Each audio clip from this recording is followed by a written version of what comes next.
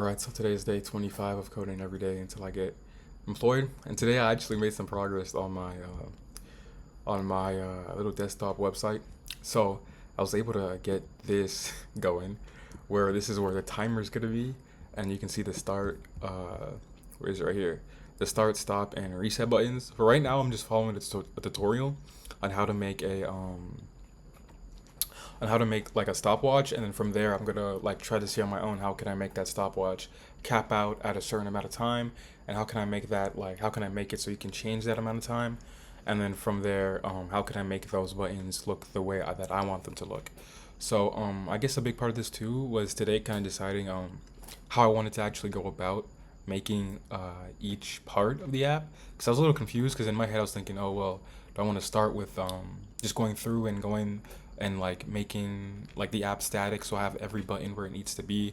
But I kind of thought about it. Well, I didn't think about it. I just realized that that would be way too hard. It would be easier just to implement each element on its own, and then from there see how things go.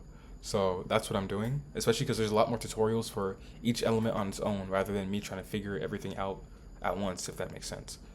So yeah, tomorrow I want to try to finish a couple of things I just said, actually making the stopwatch climb up, and then from there making it stop at a certain amount of time that can be changed, and then from there making these buttons control it. And I think I'll just start doing things just like that. I wanted to explain a little bit of the code because since I did get this from a tutorial, I want to make sure I actually understand what I'm looking at. So the first thing we did is we ended up creating this. Well, first we had to make sure that we imported useState, and I kind of wrote it right here. It allows you to track data or properties in between function calls. So I think I know what that means.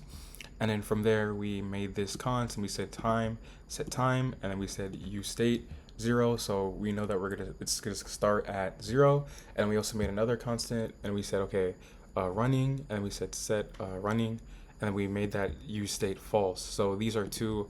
I guess you can almost think of it kind of like, I know when I did C programming, we did like global variables, and I guess you kind of think of it like that. At least that's how I'm thinking about it. I'm not sure if that's the exact way, but in my head, that's how I'm thinking about it. And then here's my first header, and then I made a div, and then from there it was, I'm not sure what span does, so I need to look into what that does. And then this was, she explained the math, but I forgot what it was. But this is what gets it to show up in this format.